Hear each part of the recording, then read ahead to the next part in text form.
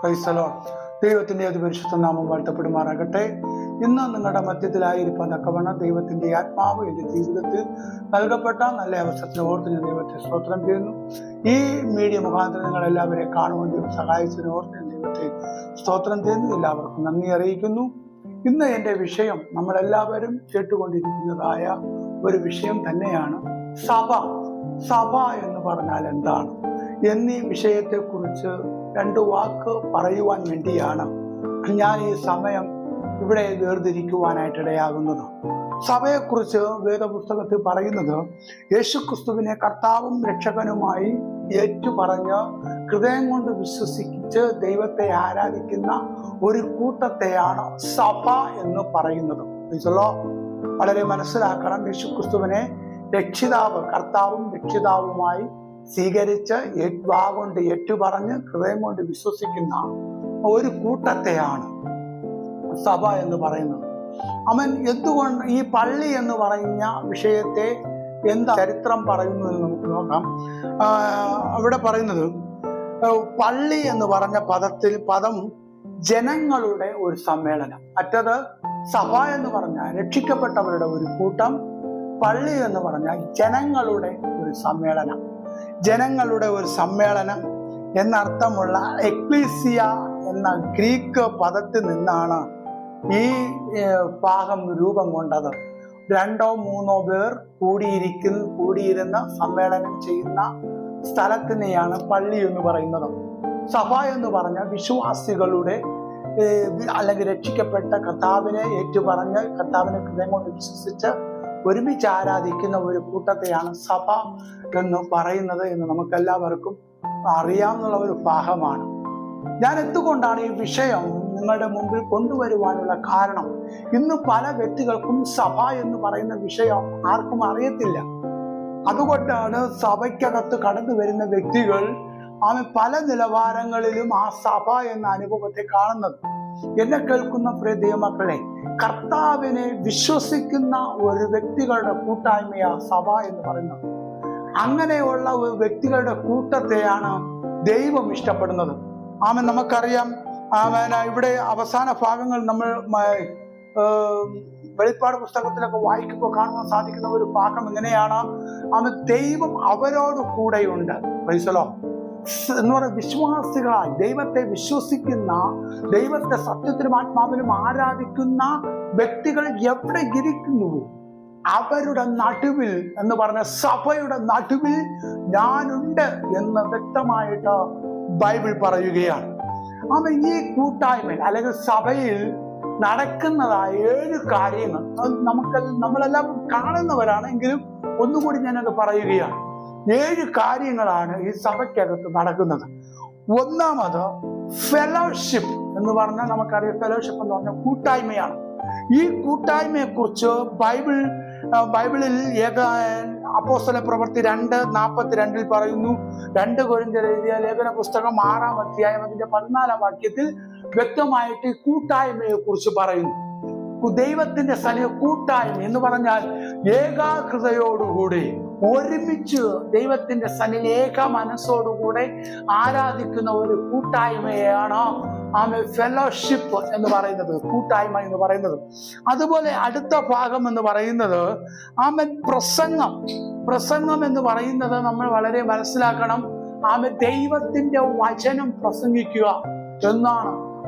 ഈ വചനത്തെ പ്രസംഗിക്കുക എന്ന് പറയുമ്പോൾ വേദപുസ്തക പ്രകാരം വായിക്കുമ്പോൾ അത് മനസ്സിലാക്കുവാൻ കഴിയുന്നത് ജനത്തിന്റെ ഹൃദയത്തിനകത്ത് രൂപാന്തരം കൊള്ളുന്ന രീതിയിൽ ഒരു വ്യക്തി ദൈവവചനം പ്രസംഗിക്കുമ്പോഴാണ് അത് പ്രസംഗമായി മാറുന്നത്, ദൈവത്തിന്റെ മഹത്വം വെളിപ്പെടുന്നതിന് കാരണമായി തീരുന്നത്. അതിന് അപ്പോസ്തല പ്രവൃത്തി 2-ാം അധ്യായം 42-ാം വാക്യം, കൊലോസ്യരുടെ ലേഖന പുസ്തകം 3:16 ഇതിലൊക്കെ വായിക്കുമ്പോൾ നമുക്ക് അവിടെ പ്രസംഗത്തെ കുറിച്ച് കാണുവാനായിട്ട് കഴിയുന്നു. അടുത്തതായിട്ട് ദൈവത്തിന്റെ സന്നിധി, അതായത് കൂട്ടായ്മയിൽ ഉണ്ടാകേണ്ട കാര്യം പാടുക. നാം ദൈവത്തിന് വേണ്ടി പാടുക. നമുക്കറിയാം, സങ്കീർത്തനക്കാരനായിരിക്കുന്ന ദാവീദ്, ആസാഫ്, ഇവരൊക്കെയും കോരേഹിന്റെ പുത്രന്മാർ ഇവരൊക്കെയും ദൈവത്തിന്റെ പുതിയ പാട്ടുകൾ പാടി എന്ന് പറഞ്ഞാൽ ദൈവം ചെയ്തതായ നന്മകളെ കുറിച്ച്, ദൈവം ആര് എന്നുള്ളതിനെ കുറിച്ച് വ്യക്തമായി അവര് പാട്ടുകൾ പാടുവാനിടയായി. ദൈവത്തെ വർണ്ണിച്ചുകൊണ്ട് ഉത്ഭവിക്കുന്ന ദൈവത്തെ വർണ്ണിച്ചുകൊണ്ട് രചിക്കുന്ന അനുഭവത്തെയാണ് ഈ പാട്ടെന്ന് പറയുന്നത്. ദൈവത്തെ വർണ്ണിക്കുക, ദൈവത്തിന് വേണ്ടി പാടുക എന്ന് പറഞ്ഞാൽ അത് കൂട്ടായ്മയിൽ ഉണ്ടാകേണ്ട ഒരു കാര്യമാണ്. അടുത്തതായിട്ട് ബൈബിൾ വായന, വേദപുസ്തകം വായിക്കുക എന്നത് കൂട്ടായ്മയിലേക്ക് വരുന്ന, അതായത് സഭയ്ക്കകത്ത് വരുന്ന വ്യക്തികൾക്ക് ഉണ്ടാകേണ്ടതായ കാര്യങ്ങളാണ്. ഇന്ന് പല വീടുകളിലും ബൈബിൾ വായന ഇല്ലാത്ത ഒരു അനുഭവമാണ് നമ്മൾ കണ്ടുകൊണ്ടിരിക്കുന്നത്. ബൈബിൾ വായന നമ്മുടെ ജീവിതത്തിൽ ഉണ്ടാകുമെങ്കിൽ ഒത്തിരി കാര്യങ്ങൾ കർത്താവിനെ കുറിച്ച്, കർത്താവിന്റെ പ്രവൃത്തികളെ കുറിച്ച്, ദൈവത്തിന്റെ മഹത്വത്തെ കുറിച്ച് നമുക്ക് പ്രസംഗിക്കുന്നതിനേക്കാൾ ഉപരി നമുക്കത് മനസ്സിലാക്കുവാനായിട്ട് കഴിയും. Praise the Lord. ആമേൻ. അതിന് ആധാരമായിട്ടുള്ള ബൈബിൾ പറയുന്നത് 1 തിമോഥെയോസ് എഴുതിയ ലേഖന പുസ്തകം 4:13, ആമേൻ, നെഹമ്യാവിന്റെ പുസ്തകം 8-ാം അധ്യായം അതിന്റെ 5, 6 എന്നീ വാക്യങ്ങൾ വായിക്കുമ്പോൾ ബൈബിൾ വായനയെ കുറിച്ച് വ്യക്തമായിട്ട് അവിടെ കാണുവാനായിട്ട് കഴിയുന്നു. അടുത്തതായിട്ട് പറയുന്നത് കൊടുക്കുവാനുള്ള മനസ്സ്. Price the Lord. കൊടുക്കുവാൻ ഉള്ള മനസ്സിനെ കുറിച്ച് 1 തിമോഥെയോസ് 5-ാം അധ്യായം 17-ാം വാക്യം, ഫിലിപ്പിയർ 4-ാം അധ്യായം 5-ാം വാക്യം, 15-ാം വാക്യം ഒക്കെ വായിക്കുമ്പോൾ അവിടെ കാണുവാൻ സാധിക്കുന്നു. കൊടുപ്പിന് എന്നാൽ നിങ്ങൾക്ക് കിട്ടും എന്ന ദൈവത്തിന്റെ വചനം നമുക്ക് എല്ലാവർക്കും അറിയാവുന്ന ഒരു വിഷയമാണ്. പക്ഷെ പലർക്കും കൊടുക്കാൻ അറിയത്തില്ല, വാങ്ങാൻ അറിയാം. Price the Lord. ദശാംശം കൊടുക്കാം എന്ന് തീരുമാനമെടുക്കുന്നുണ്ടെങ്കിലും കുറെ ദിവസം കൊടുക്കും, അത് നമ്മൾ മാറ്റിവെക്കും. പ്രിയരെ, നമ്മൾ കൊടുക്കാൻ തയ്യാറാകണം. നമ്മുടെ സമയം ദൈവത്തിന് വേണ്ടി കൊടുക്കാൻ, നമ്മുടെ സാമ്പത്തികം ദൈവത്തിന് വേണ്ടി കൊടുക്കാൻ, നമ്മുടെ പ്രയത്നം ദൈവത്തിന് വേണ്ടി കൊടുക്കാൻ നമ്മൾ തയ്യാറാകണം. കൊടുക്കുവാനുള്ള ഒരു മനസ്സ് നമുക്ക് ഉണ്ടാകുകയാണെങ്കിൽ അതിനെയാണ്, ആ വ്യക്തിയെയാണ് സഭ എന്ന് പറയുന്നത്. Price the Lord. അടുത്ത വായിക്കുമ്പോൾ കാണുവാൻ സാധിക്കുന്നത് പ്രാർത്ഥനയെ കുറിച്ച് വായിക്കുമ്പോൾ അവിടെ പറയപ്പെടുന്നത് 1 തിമോഥെയോസ് എഴുതിയ ലേഖന പുസ്തകം 2-ാം അധ്യായം 1-ഉം 2-ഉം വാക്യങ്ങൾ, അപ്പോസ്തല പ്രവൃത്തി 6-ാം അധ്യായം അതിന്റെ 4-ാം വാക്യങ്ങൾ വായിക്കുമ്പോൾ അവിടെ കാണുവാൻ സാധിക്കുന്നു പ്രാർത്ഥന എന്ന് പറയുന്നത്. നമുക്കറിയാം, യോബിനെ കുറിച്ച് നമുക്ക് നല്ലവണ്ണം അറിയാം. യോബുവിന്റെ കഷ്ടകാലങ്ങളിൽ സഹോദരന്മാർ, കൂട്ടുകാർ വന്ന് അവന് സങ്കടപ്പെടുത്തുന്ന വാക്കുകൾ പറഞ്ഞപ്പോൾ ഈ യോബു അവർക്ക് അനുകൂലമായിട്ട് സംസാരിക്കുവാനായിട്ട്, അവർക്ക് വേണ്ടി പ്രാർത്ഥിക്കുവാനായിട്ടിടയായി എന്നത് വേദപുസ്തകത്തിൽ നമുക്ക് കാണുവാനായിട്ട് കഴിയുന്നു.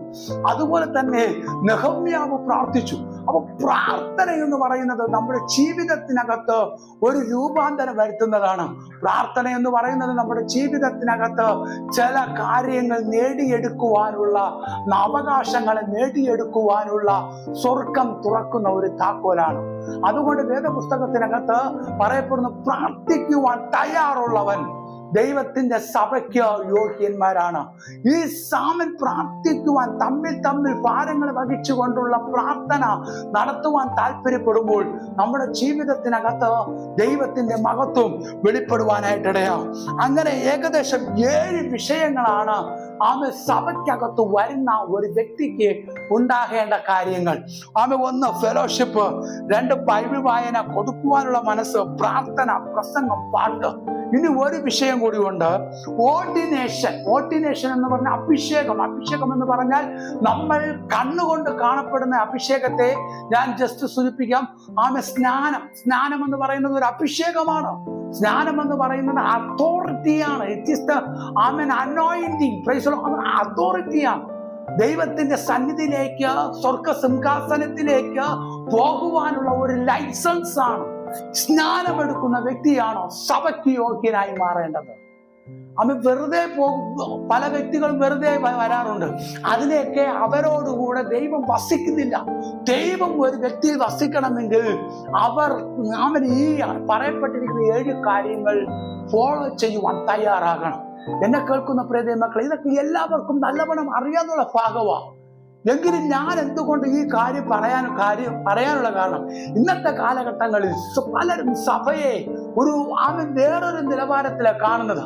കുറച്ച് സമയം പോക്കടിക്കുവാൻ, ചുമ്മാ ഇരിക്കുന്നത് കൊണ്ട്, വെറുതെ വന്നിരിക്കുന്നതിന് വേണ്ടി, ആരെയോ കാണിക്കുന്നതിന് വേണ്ടി വന്നിരിക്കുന്ന അനുഭവമായിട്ട് ഈ സഭയെ മാറ്റരുത് പ്രിയരെ. ഈ 7 കാര്യങ്ങൾ നിങ്ങളുടെ ജീവിതത്തിൽ ഉണ്ടെങ്കിൽ ദൈവം നിങ്ങളോട് കൂടെ വസിക്കും. Price the Lord. ആ ദൈവത്തിന്റെ വാസം നിങ്ങളിലുണ്ടോ, നിങ്ങളുമായിട്ടൊരു ബന്ധമുണ്ടാകും. നിങ്ങളെ തടയാൻ ഈ ലോകത്തിലെ ഏതൊരു ശക്തിക്കും കഴിയത്തില്ല എന്നത് വാസ്തവമായ കാര്യമാണ്. അതുകൊണ്ട് പള്ളിയിൽ പോകുന്നവരായി തീരരുത് എന്ന് പറഞ്ഞ ഒരു സമ്മേളനം നടത്താൻ വേണ്ടി പോകുന്നവരായി തീരരുത്. സഭയ്ക്ക് അംഗമുള്ളവരായി തീരുക എന്ന് പറഞ്ഞ ദൈവത്തോടൊപ്പം വസിക്കുന്ന അനുഭവമുള്ളവരായി തീരുക എന്ന് പറഞ്ഞുകൊണ്ട് ഞാൻ എൻ്റെ വാക്ക് വിരാമം കുറിക്കുന്നു. നിശ്ചയമായും നിങ്ങളുടെ ജീവിതത്തിനകത്ത് ഒരു ചേഞ്ച് ഉണ്ടാകട്ടെ എന്ന് പ്രാർത്ഥിച്ചുകൊണ്ട് വാക്കുകൾ വിരാമം കുറിക്കുന്നു. ദൈവം ധാരാളമായി അനുഗ്രഹിക്കട്ടെ. ആമേൻ.